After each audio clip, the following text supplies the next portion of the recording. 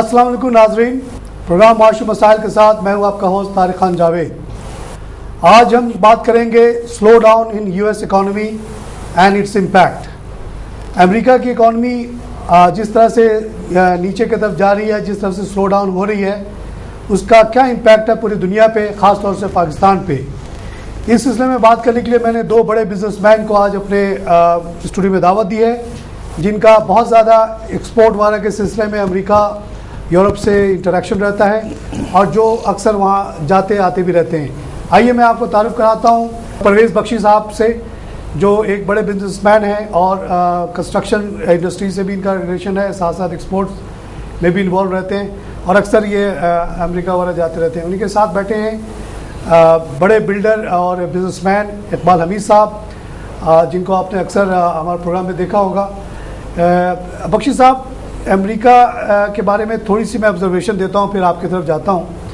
वो ये है कि कुछ चीज़ें ऐसी होती हैं जो एनालिस्ट को बहुत साफ नज़र आ रही होती हैं, आम लोगों को नज़र नहीं आ रही होती। मैं अपनी तारीफ़ नहीं करना चाहता हूँ, लेकिन मुझे एक बात आपको बतानी है, रिकॉर्ड करनी है। वो ये है कि 1979 में बिजनेस रिकॉर्डर में मेरा एक आर्टिकल छपा था, जिसमें मैंने प्रिडिक्शन की थी कि अमेरिकन करेंसी जो उस ज़माने में थी वो थी 250-40 का एक येन $1 के ख़िलाफ़ मिलता था और एक येन पे 4 DM मिलता था। मैंने कहा था कि जो ट्रेडिंग कंडीशंस हैं, जिस तरह से 1954 से अमेरिका के ट्रेड डेफिसिट चल रहा है पूरी दुनिया से, उसमें ये करेंसी मेंटेन नहीं हो सकती और अमेरिका के इंटरेस्ट में होगा कि अपनी करेंसी को वो नीचे गिरा दे। और उसने जो इसको अना का मसला बनाया हुआ है और जो IMF के ज़रिए ये करेंसी रेट्स को फिक्स किया हुआ है, इसके लिए बहुत ज़्यादा डैमेजिंग होगा। 79 से लेके 85 तक मेरी ये प्रेडिक्शन गलत साबित हुई, लोगों ने मेरा मजाक भी उड़ाया। मगर 85 में प्लाजा अकॉर्ड अमेरिका ने किया, जब तक उसकी इंडस्ट्री बहुत ज़्यादा तबाह हो चुकी थी, बड़ी बड़ी इंडस्ट्रीज उसकी बंद हो चुकी थी, स्टील वगैरह। उसने अपनी करेंसी को आधा किया। उससे जाहिर है जिन लोगों ने अमेरिका में इन्वेस्टमेंट की हुई थी उनको बहुत ज़्यादा नुकसान हुआ। इसी किस्म के एक प्रेडिक्शन मैंने पिछले दिनों एक article third default in of US is imminent के नाम से पब्लिश हुई है, यहाँ के बहुत सारे, उसमें मैंने प्रेडिक्शन दी है कि अमेरिकन करेंसी फिर से एक मेजर डिक्लाइन की तरफ जा रही है। 50 से 60% उसकी वैल्यू गिर जाएगी, जो अभी हालात है उसकी वजह से। अमेरिका का टोटल डेट इस वक्त 12,000 बिलियन हो गया है, टोटल इकॉनमी उसकी 14,000 बिलियन की है।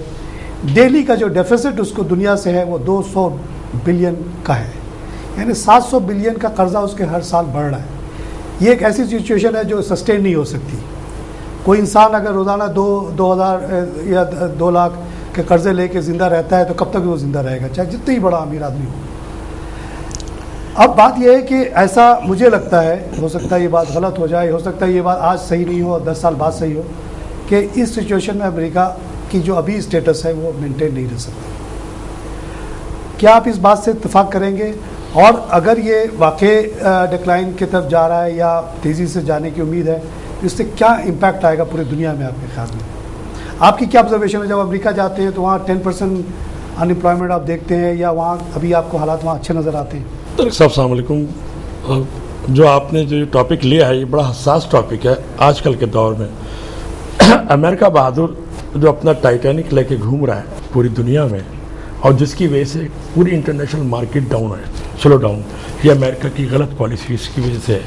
और आपका कहना बिल्कुल वजह है जो अभी आपने कहा है, जो डेली अगर मेरी आमदनी के ज़राए जो हैं वो कम हों और अखराजात मेरे ज़्यादा हों, अपनी अना की तस्कीन के लिए पूरी दुनिया पर तसल्लुत कायम करने के लिए मैं मुख्तलिफ हरबे इस्तेमाल करूँ जिसमें मुझे लॉसेस गेन करने पड़े, लॉसेस देने पड़े, तो उसका अंजाम यही होगा। बड़े बड़े टाइटैनिक डूबते हैं और तारीख गवाह पहले देख लिया कि ब्रिटिश एम्पायर डूब गई, रशियन एम्पायर डूबी, क्योंकि जहाँ पर कैलकुलेशन नहीं हुई, प्लस और माइनस का हिसाब किताब नहीं होगा, क्योंकि बड़ा टाइटैनिक है वो बड़े देर में जाके डूबेगा।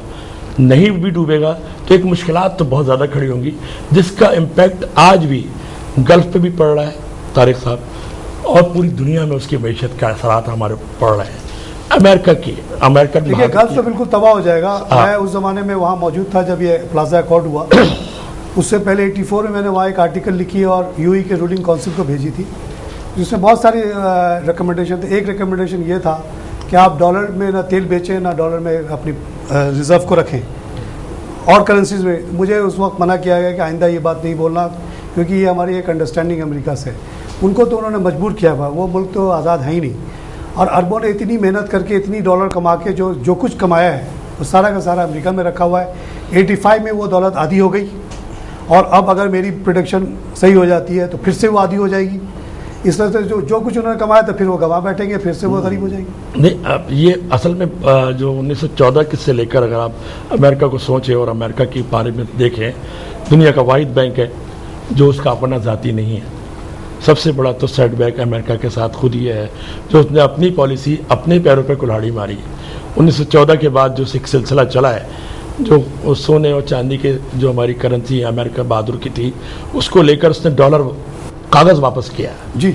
71 तक बख्शी साहब आपकी बात बहुत सही है। हाँ। उसने पूरे दुनिया को अपने तरफ इस तरह से अट्रैक्ट किया। हाँ। उसने कहा कि हमारी जो करेंसी है, करेंसी नहीं है, ये तो गोल्ड है। गोल्ड है। आप अगर $1 रखते हो तो इसका मतलब है आप एक छोटे से सोने के टिकिया के हकदार हो। आप ये रसीद लेकर आओ, हम आपको गोल्ड दे देंगे। आपको फिक्र किस बात की? 1914 से 1925 तक उसने यही किया जी। आपसे लिया सोना और चांदी, $1 के मसावी जो भी था रसीद दे दिया, कागज दे दिया आपको जी, निकाल कर। वो पैसा लेकर 12 या 14 जो डायरेक्टर्स थे स्टेट बैंक ऑफ अमेरिका के, जो सॉरी फॉर से जिसमें ज़्यादातर यहूदी लॉबी इन्वॉल्व थी, अमेरिका खुद भी इसमें मासूम है, इनोसेंट है, उसके ऊपर जो तसल्लुत कायम है। दुनिया में 16 रईस आज़म है, जिसके अंदर 14 या 15 एक ख़ास तबके से ताल्लुक़ रखते हैं, जो अमेरिका में पॉलिसी को वो कैप्चर करके बैठा हुआ है, वो डिटरमाइन करता है और सारा पैसा उसी के पास रहता है। आज भी अमेरिका मखरूस उन्हीं की वजह से, क्योंकि वो जो पैसा लगाते हैं वो अमेरिका से डिमांड करते हैं। अब अमेरिका चाहे उसको अय्याशी में उड़ाए, चाहे उसको जंग में उड़ाए, चाहे कर्जे दे लोगों को। लड़ी है उसी पैसे से लिया ना, जो कर्जे से उसने हासिल की। बिल्कुल सही बात। अच्छा, 71 में उसने जब ये महसूस किया कि उसने जो पूरी दुनिया से पैसा ले लिया है वो इतना ज़्यादा है कि वो इतना गोल्ड तो उसके पास है नहीं कि वापस कर सके। तो इसको मैंने अपने आर्टिकल्स में फर्स्ट डिफॉल्ट का नाम दिया है कि अगर कोई आदमी किसी से पैसे लेता है इस बुनियाद पे कि उसके बदले सोना देगा, एक दिन ऐलान कर दे 71 में कि जी मैं तो अब गोल्ड नहीं देता हूँ, जो रसीद आपके पास पड़ी हो अपने पास रखें, रखना है रखें, नहीं रखना है नहीं रखें, तो ये एक डिफ़ॉल्ट ही हुआ ना। तो ये मेरे हिसाब से वो पहला डिफ़ॉल्ट था। लेकिन दुनिया के क्योंकि उसकी मिलिट्री वो डोमिनेशन ऐसी आज भी है कि अरब मजबूर है कि वहीं पैसा रखें, जापानी मजबूर है कि वहीं रखें, वहाँ भी आर्मी बैठी हुई है, कोरिया में उनकी आर्मी बैठी हुई है, जर्मनी में उनकी आर्मी बैठी हुई है, यही बड़े बड़े मुल्क हैं, इंग्लैंड में बैठी हुई है। तो वो मजबूर है कि वो उनको पैसा देते जाएं इन डिफॉल्ट्स के बावजूद। 71 का डिफॉल्ट, 85 का डिफॉल्ट। तारिक साहब, सऊदी अरब ने कोशिश की थी एक इस्लामी बैंक बनाने की, जिसको पिछली हुकूमत में जो भुट्टो साहब का दौर था उसमें नेशनल बैंक ऑफ पाकिस्तान में कॉन्फ्रेंस हुई थी।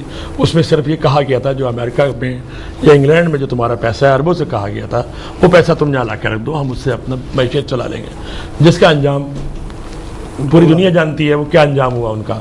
दुनिया के 16 रईस आज़म की है इस बात की पैसा तो अरब मजबूर है पैसा नहीं करेगा, उसके भतीजे से उसके चचा को मरवा दिया जाएगा, उसकी इकोनॉमी तोड़ दी जाएगी। आप 16 रईस आज़म में तारिक साहब, जिसमें एक मुसलमान था आगा हसन आब्दी, उसके साथ क्या अंजाम किया? क्या बैंक मनी लॉन्ड्रिंग नहीं करते? दुनिया का कोई बैंक ऐसा है इसके बगैर चल ही नहीं सकता? क्या अंडर इनवाइस ओवर इनवाइस पूरी दुनिया में राइज नहीं है? खुद अमेरिका बहादुर ने राइज किया है, क्योंकि करप्शन की जरूरत तो वहीं से शुरू हुई है। आपने एक जो इतनी ग्रोथ चल रही थी दुनिया में बैंकिंग सेक्टर में, एक मिसाल, अपनी मिसाल आप है BCCI, जिसका मैं आपको नाम लूंगा बाद में, जो उनके साथ शुरू में काम किया बहुत, और जो अंजाम हुआ उनके साथ, क्या कस्मा पुरसी में सारे दुनिया की खूबसूरत तरीन ब्रांचेस, दुनिया का बेहतरीन बैंकिंग सर्कुलेशन, आसाइश वहाँ के स्टाफ को।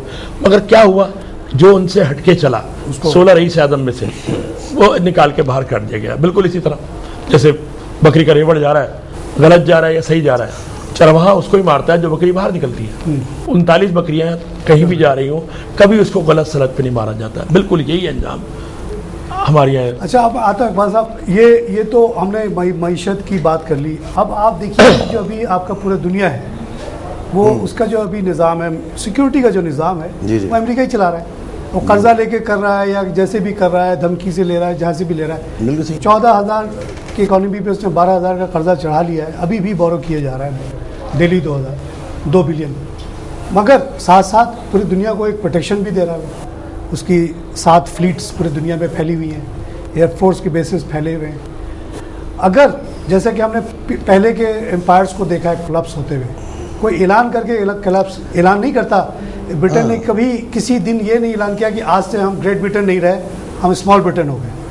हुआ ये था कि जैसे ही 47 के बाद जब इंडिया उनसे छूटा, उनकी करेंसी 33% गिर गई, क्योंकि इतना बड़ा इकोनॉमिक, और खामोशी से उन्होंने अपने बेसेस एयरफोर्स के और नेवी के बंद करना शुरू किया। जाहिर है वो खर्चे पूरे नहीं कर सकते। मैं आपको क्या लगता है कि ऑलरेडी ये चीज़ अमेरिका की भी हो रही है या होगी? सिलसिला ऐसा है कि इनकी जो इकनॉमी जो डिपेंड करती है वो है असल में इनका असला बेचना। इसलिए कि अमेरिका में ज़्यादातर असला साज फैक्ट्रियाँ ज़्यादा हैं, और असला साज फैक्ट्री का मसला यही इनकी पूरे वर्ल्ड में पॉलिसी ऐसी है, लड़ाओ और हुकूमत करो। इसी तरीके से पाकिस्तान और इंडिया की कभी भी दोस्ती नहीं होने देते। जब असला जो अगर बेचा जाता है, कुछ पाकिस्तान को बेचा जाता है, कुछ इनको बेचा जाता है, हिंदुस्तान को बेचा जाता है।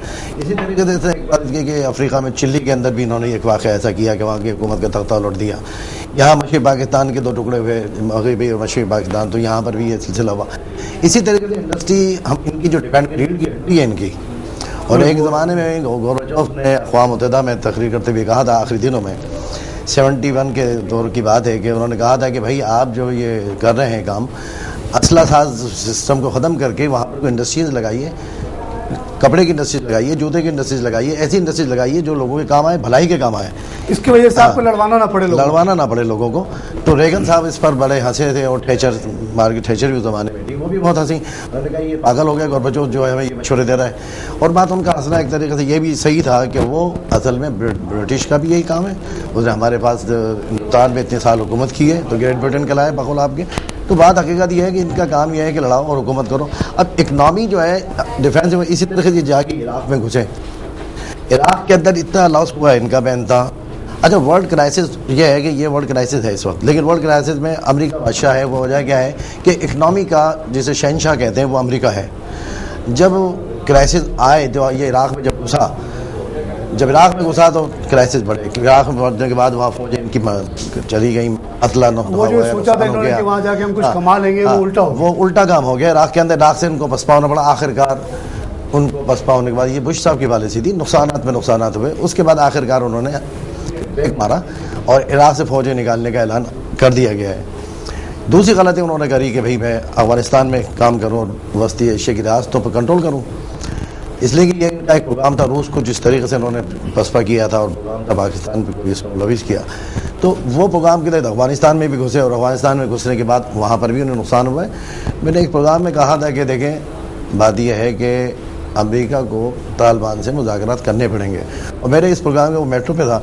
उस प्रोग्राम के मैं समझता हूँ कि मेरा ख्याल 15 दिन बाद ही अमेरिका का प्रोग्राम ऐसा आया कि वज़ीर ख़ारजा का कि भाई उन्होंने कहा कि बात यह है कि हमें तालिबान से मुज़ाकरात करने पड़ेंगे। हाँ, और मुज़ाकरात उनके चल रहे हैं। उनकी पॉलिसी अफगानिस्तान में भी है कि वहाँ 2 हिस्से उसको कर दिए जाए। अफगानिस्तान में कुछ का काबुल का हिस्सा 20-25% इनको दे दी जाए कर्जे वालों के हवाले, इस टाइप के लोगों को, बाकी हिस्सा तालिबान के हवाले कर दिया जाए। बस ये जनूबी कोरिया और शुमाली कोरिया की पॉलिसी पे काम कर रहे हैं। अब बात यह है कि आपका बजट आपका बजट जो है कमजोर होता जा रहा है, इसलिए कि आप दुनिया में घुसे हुए हैं। हर जगह आपने फौजी अड्डे कायम, मिसाइल अड्डे कायम किए। आप और हम भी जो खर्चे करते हैं अपने आमदनी के हिसाब से, जब हमें महसूस होता है कि यार लाखों रुपए आमदनी आ रही है, तो खर्च बढ़ा लेते हैं, लिमिट से खर्च करते हैं। जब देखते हैं कि आमदनी रुकना शुरू हो गई तो हम अपने खर्चे ये आज की बात नहीं है, बहुत अर्से पहले भी मैं आपस की निजी गुफ्तगू में यही कहता था कि अगर कोई आदमी चाहता है, मैं एक बिल्डर हूँ, और अगर मैं ये चाहता हूँ कि मैं यहाँ मेरा एक ऑफिस है, मुझे मालूम है कि मेरा दूसरा ऑफिस है, मैं उसको अफोर्ड कर सकता हूँ, तो मैं उसको इस तरीके से मैनेज करूँगा। अगर मैं 4-6 ऑफिस खोल लूँगा तो लाजमी मेरा भी खर्च बढ़ जाएगा, मईशत के सिस्टम में खर्च बढ़ जाएगा, बैठ जाएगा। इन्होंने दुनिया में जगह जगह फौजें छोड़ रखी हैं। जापान को इन्होंने जो है दूसरी जंग अजीम में अपने अंडर में किया, और उन्होंने जापान को मना कर दिया। आज तो फौज बैठी, मना कर दिया कि आप फौज नहीं रखेंगे। अच्छा, इसी तरीके से मगरबी जर्मनी, मशरक़ी जर्मनी, अब जगह जगह चिली में हुआ, हवाई में हुआ, इसके अलावा अफ्रीका में कई जगह हुआ। इसके साथ साथ ताइवान के अंदर देखिए मज़े की बात यह है कि ताइवान अमेरिका ने वहाँ पर अपना अटूटंग बना रखा है। अटूटंग है उसका चाइना का। अब सूरत यह है कि चाइना उसको कहता है कि ताइवान खाली करो, तो ये पॉलिसी के तहत कहता है कि हम खाली कर रहे हैं, लेकिन चाइना को इतना असला बेच रहा है, चाइना को इतना असला, सॉरी अपने ताइवान को इतना असला दे रहा है। तो इस तमाम सूरत हाल को सामने रखते हुए देखते हैं कि ये इकनॉमी इनकी जो है गिरती जा रही है। लेकिन अब सवाल पैदा ये होता है कि अमेरिका की पोजीशन अब ये है कि एक प्रॉपर्टी, ये जिसे कहते हैं कि बबल सिस्टम था, एकदम बैठी है। एक प्रॉपर्टी की वैल्यू जैसे फर्ज करें 10,000 पाउंड की एक प्रॉपर्टी है, आज ये पोजीशन आ गई है कि उस 10,000 पाउंड की प्रॉपर्टी 5,000 पाउंड पे आ गई। 5,000 पाउंड की प्रॉपर्टी जिनकी उस प्रॉपर्टी थी, उन्होंने बैंकों को पैसे देने बंद कर दिए। 150 बैंक अमेरिका में बंद हो गए। मईशत की इनकी डूबने की हालत ये है। अब देखिए 150 बैंक तो पूरे इकोनॉमी को रिप्रेजेंट करते जी हैं। हाँ। बैंक बंद होने का मतलब हुआ कि उसके पीछे आप सोचिए कि एक एक बैंक के पीछे हजारों कारोबारी लोग, बिल्कुल सही बात। अच्छा, फिर उसके साथ साथ बैंक बंद हुए। जनरल मोटर एक बहुत बड़ी कंपनी थी, वो बैठी। बड़े बड़े इदारे जो थे उस तरीके से, इंश्योरेंस कंपनी, वो अमेरिकन लाइफ इंश्योरेंस कंपनी बैठ गई। तो बात ये बड़े बड़े इदारे बैठ गए। पोजीशन अब अमेरिका की जो वो ये है कि इस सिस्टम को थोड़ा सा 1 साल के अंदर इम्प्लीमेंट हुआ है। हम हो कर क्या रहे हैं कि पाकिस्तान से काफ़ी लोग, जो इतने भी लोग हैं यहाँ से देखें, डॉलर की पोजीशन में ये है कि यहाँ का लोग सिर्फ अपनी मनी, जैसे कहा हमने, वहाँ ले जाते हैं और वहाँ रख के खर्च करते हैं कि कहते हैं कि भाई सेफ है। इसी तरह से अरब हैं जितने ममालिक, उन्होंने अपना पैसा सारा का सारा वहाँ रख रखा है।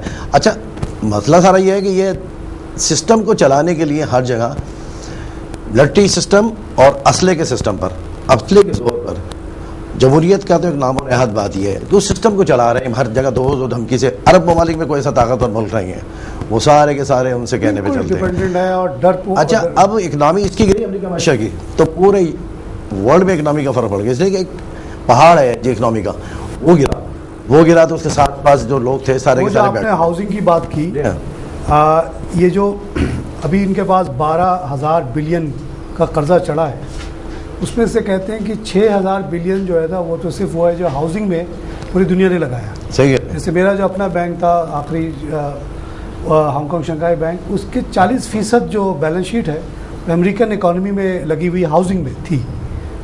अब आप जैसे बता रहे हैं कि कीमतें जो है वो आधी हो गई। और अगर सपोज 1 लाख डॉलर की कोई घर पे किसी बैंक, वहाँ आपको पता है 5% 10% पे मॉर्गेज होता है। यहाँ कहता थोड़ी है कि कैश पे कोई खरीदता है। या आप लोग एज ए बिल्डर यहाँ हाउस बिल्डिंग कितना किराया कर्जा देता है? बहुत थोड़ा सा देता है, बहुत थोड़ा। अगर टोटल 10 लाख का घर है तो 2-3 लाख देगा। 3 लाख 7 लाख तो आदमी जो खरीद रहा है उसको देना पड़ता है। वहाँ तो पोजीशन ये है कि अगर 1 लाख का घर है, 5,000 दे दीजिए, 10,000 दे दीजिए, 10 तो बहुत है, सही बात भी लोग तैयार। सही बात है। 5,000 10,000 दे के अगर किसी ने 1 लाख के घर पे किसी की इक्विटी सिर्फ 5,000 थी, यानी 95,000 तो बैंक का लगा हुआ था, और आप कह रहे हैं कि एकदम से वो 1 लाख के घर जो है ना 50,000 का हो गया। बिल्कुल हो गया। तो वो जो 5,000 दिया था वो तो भाग गया, तो जो बुक करने वाला था वो तो गायब। अब जो बैंक का जो 45,000 का नुकसान हो गया, इसको आप मल्टीप्लाई करते चले जाएं कि कितनी बड़ी इकोनॉमी, कितने बड़े पैमाने पे घर, तो वहाँ तो तबाही फैल गई। और इसमें अरबों के बैंक भी इन्वॉल्व हैं, जैपनीज बैंक भी इन्वॉल्व हैं, कोरियन बैंक, इंटरनेशनल मार्केट, सबके जो है ना इंटरनेशनल मार्केट क्लैप्स हो गई। यूरोप के तमाम बैंक, यूरोप के बैठ गए, लॉयड्स बैंक, बार्कलेस बैंक, सबके सब बैठ गए। अभी गवर्नमेंट के हो गए, बेसिकली गवर्नमेंट ने इतना इक्विटी डाला, उनकी अपनी इक्विटी तो वाइप आउट हो गई, खत्म हो गई। तो ये पूरे निज़ाम जो चल रहा था वो अमेरिका के इक्विटी मार्केट प्लस, अरे देखिए, अनएम्प्लॉयमेंट इस वक्त अमेरिका में बहुत ज़्यादा है, 10% उससे है, और दूसरों की इकनॉमी को सही करने की बातें कर रहा है अमेरिका, लेकिन बात ही उसकी खुद की इकनॉमी नहीं है, वहाँ पर ख़त्म हो गई है। वहाँ अनएम्प्लॉयमेंट इतना है कि बेरोजगारी का हद से ज़्यादा सिलसिला है। अब कुछ 1 साल पहले तक हालत ये थी कि लोग जो हैं वो सिस्टम से बिल्कुल आउट हो गए थे, बिल्कुल बेरोजगार हो गए थे, जिन्होंने अमेरिकन ने काफ़ी लोगों ने एहतजाज किए हैं वहाँ पर। काफ़ी लोग जो है पब्लिक जो है जलसों की सूरत में, जुलूस की सूरत में निकली है, बैनर उठा के, प्ले कार्ड उठा के। तो अनएम्प्लॉयमेंट का एक सिलसिला इतना ख़तरनाक हो गया है अमेरिका के लिए। लेकिन अमेरिका साहब का मसला ये है कि वो अंदर से तो उनकी इकनॉमी बर्बाद हो चुकी है, ऊपर उनकी फोफा है। ये बात आपकी सही है कि एक टाइटैनिक है, जब टाइटैनिक कब तक ये इस्तेमाल होगा, आज असला का सिलसिला जो है के जोर पे कब तक चलेगा। दुनिया में अपने ताकत का निज़ाम कायम करने के लिए और इस काम को चलाने के लिए ताकत के ज़रिए इकनॉमी नहीं चल सकती। हमीद साहब, हम यहाँ पे छोटा सा ब्रेक लेंगे। नाज़रीन, हम लेंगे यहाँ पे छोटा सा ब्रेक के बाद फिर हाजिर।